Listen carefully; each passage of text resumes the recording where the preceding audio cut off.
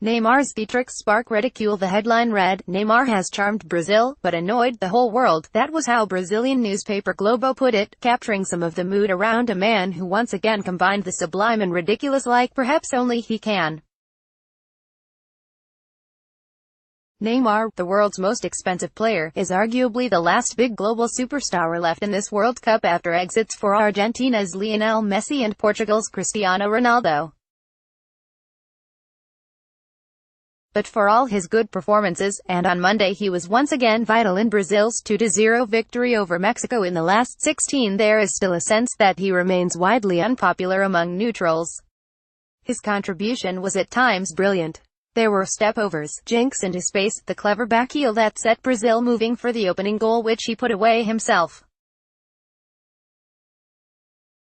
There was also the petulance and the play-acting that, depending on your opinion, is either a cynical way to gain a minor advantage or reprehensible behavior that erodes the values of football. It was bizarre to see how the game came to a standstill when Neymar orchestrated a major flashpoint with under 20 minutes to play.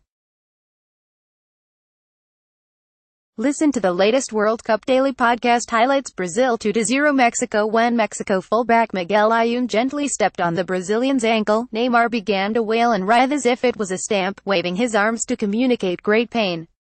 It sucked everybody in, his teammates, the Mexico players, the referee, his assistant, the fourth official, everyone became involved as the situation escalated. I turned to the German journalist next to me and he said, "It's Neymar." The bottom line for Neymar and Brazil is that they're through to the last 8 to play Belgium on Friday at 1900 British Summer Time, and the 26-year-old Paris Saint-Germain forward was voted FIFA's official man of the match.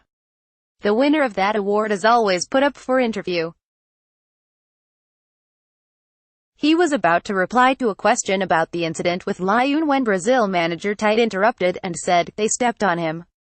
I saw it on the screen." Mexico coach Juan Carlos Osorio said, "It is a shame for football. We wasted a lot of time because of one player." Neymar then added, "Look, I think it's more an attempt to undermine me than anything else. I don't care much for criticism or praise, because it can influence your attitude.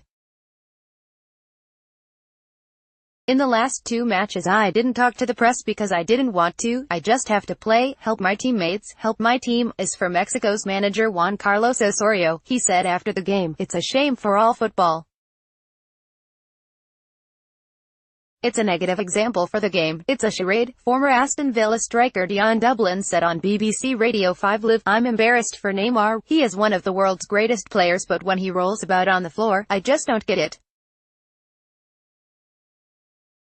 Come on, young man, you're better than that. Get on with the game." World Cup 2018, the good, the bad, and the Neymar. Neymar is clearly one of the world's very best. Just consider some of the stats around his performances so far here in Russia. At this World Cup so far, Neymar has attempted the most shots, 23, and shots on target, 12, created the most clear goal-scoring chances, 16, attempted the most dribbles, 40, and suffered the most fouls, 23, by sweeping in the opening goal against Mexico. He scored the 6th World Cup goal of his career. To reach that total, he has required 38 attempts on goal. It took Messi 67 shots and Ronaldo 74 to reach the same tally. And yet on the BBC Sport Player Radar, he was awarded the lowest score of anyone on the pitch, 4.76. This despite scoring the opener and playing a big role in setting up the second for Roberto Firmino. There is so much reaction to Neymar, positive and negative. He has almost 100 million Instagram followers, and a post immediately after the match had 1 million likes within 15 minutes of it appearing. But another image has been shared extensively on Twitter since it first surfaced in reaction to Brazil's opening group game, a 1-1 draw with Switzerland, in which Neymar reacted to a challenge by rolling dramatically on the floor. 8 numbered photos of the forward writhing around in apparent agony are accompanied by a caption that reads, "How do you feel on the Neymar scale?" Fans of Brazil, and fans of Neymar, will undoubtedly have their own scale by which to judge him. What will matter most to them is his ability to define games on the biggest stages. Perhaps his temperament is just an unavoidable byproduct of his talent, or perhaps it works in symbiosis. In Brazil's second group match, a 2-0 win over Costa Rica, we saw another bizarre insight into his inner workings. It happened when the referee, trying to diffuse some tension, placed his hand on Neymar's arm. Neymar swiped the hand away and appeared to say, "Don't touch me." After that match, a victory secured by 2 injury-time goals, including one he scored himself, Neymar was extremely emotional and he broke down in tears. Was it the stress, the relief, the emotion of having moved closer to the World Cup's latter stages?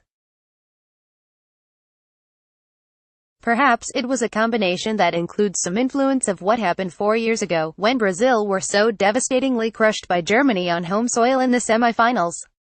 Neymar himself was absent from that 7-1 defeat, having been injured by a bad challenge from Juan Camilo Zuniga in a quarter-final victory over Colombia.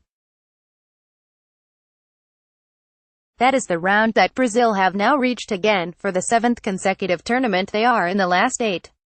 What happens next for this team will depend to a large extent on its star player and whether he can find his very best, however he goes about it.